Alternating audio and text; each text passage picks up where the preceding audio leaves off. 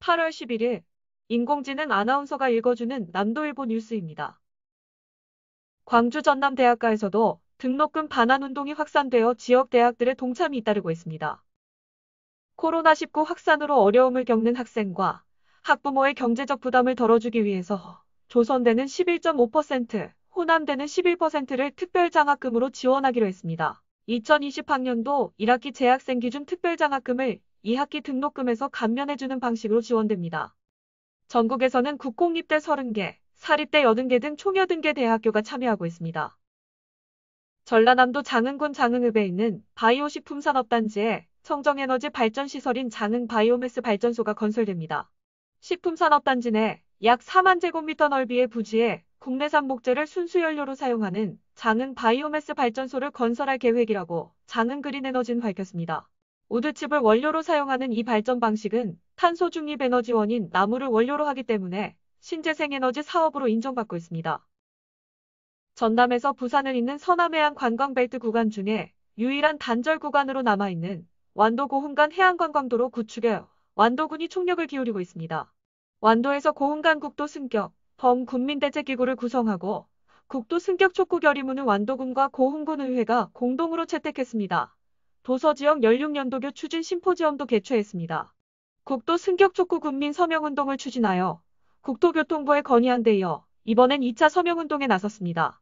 완도 고흥 해안관광도로가 개설되면 접근성이 개선되어 관광 활성화는 물론 주민 삶의 질 개선과 지역 발전의 전환점이 될 것으로 기대하고 있습니다. 전남도는 정부가 추진하고 있는 한국판 뉴딜과 관련된 사업으로 비대면 산업을 육성하기로 하고 지원 기반 구축에 나섰습니다. 온라인 중심 수산물 직거래 기반을 구축하기 위해 산지 온라인 직거래 시스템을 도입합니다. 청년 디지털 일자리를 신설하고 문화예술 관광 분야 비대면 콘텐츠를 개발합니다. 농수축산물의 온라인 판매망을 확대하는 등 포스트 코로나 대비 비대면 산업 생태계 조성 시책이 추진됩니다. 집중호우로 침수된 지역에 감염병에 대한 주의가 요구되고 있습니다. 전남도는 방역체계를 강화하는 등 긴급 방역 활동에 돌입했습니다. 9일까지 541mm의 폭우로 침수된 구례군 전 지역에 대한 긴급 방역 활동을 진행했습니다. 이번 긴급 방역은 여수와 순천, 고흥, 보성, 장흥, 강진 등 6개 시군 보건소의 자발적인 협조로 이루어졌으며 총 9개 팀 18명의 방역 인력과 9대의 방역 차량이 투입됐습니다.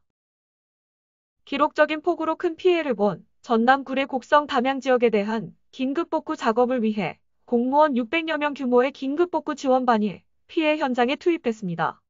의용소방대원 720여 명은 매일 피해 복구에 참여하고 있습니다.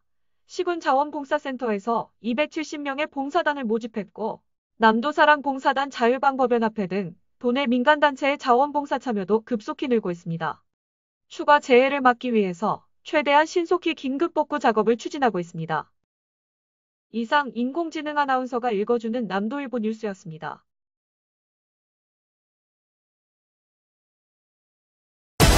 남도의 눈으로 새로운 남도를 봅니다. 남도의 창으로 더 큰 세상을 봅니다. 깊이 있는 생각으로 흔들림 없이 시대의 아침을 열어온 남도일보. 균형 잡힌 시선으로 여론을 주도하고 올곧은 신념으로 시대를 대변하는 뉴 저널리즘. 지역민과 함께하는 참다운 뉴스 미디어 중흥 미디어 그룹 남도일보.